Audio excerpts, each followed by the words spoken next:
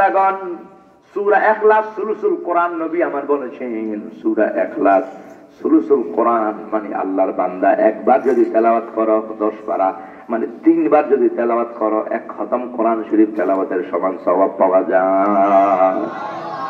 এই জন্য ভাইরা আমার পড়বেন, ঘরে দরজা নবী আমার বলেছেন বিসমিল্লাহর সাথে মিলাইয়া 3 বার, কয় বার?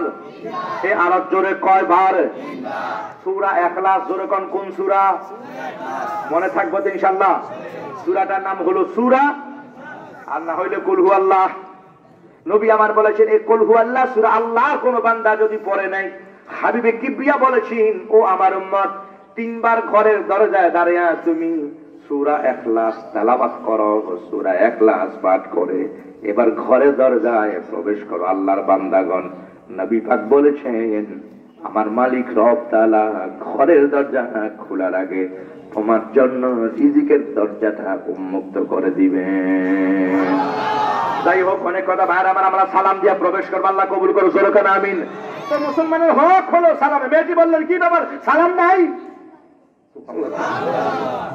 এইবার তিনি অবাক, আরে কিরে কয়নি মেয়েটি, ছোট্ট মেয়েটা সালামের কথা বলেন, কেন নবী কি শিখান নাই?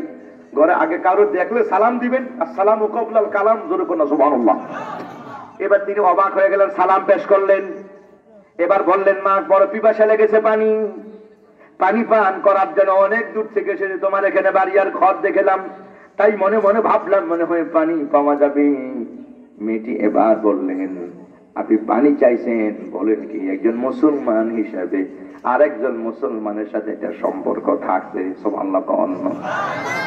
হাফেজ আগার ওয়াসল কাহি সলহে কোন বা খাসাম বা মুসলমা আল্লাহ আল্লাহ বাপরাম রাম রাম কবুতর বা সে বিবাদ কুনদ হাম জিনসে বা হাম জিনসে ফরাদ কুনদ হাম জিনসে বা হাম জিনসে ফরাদ। আর আপনার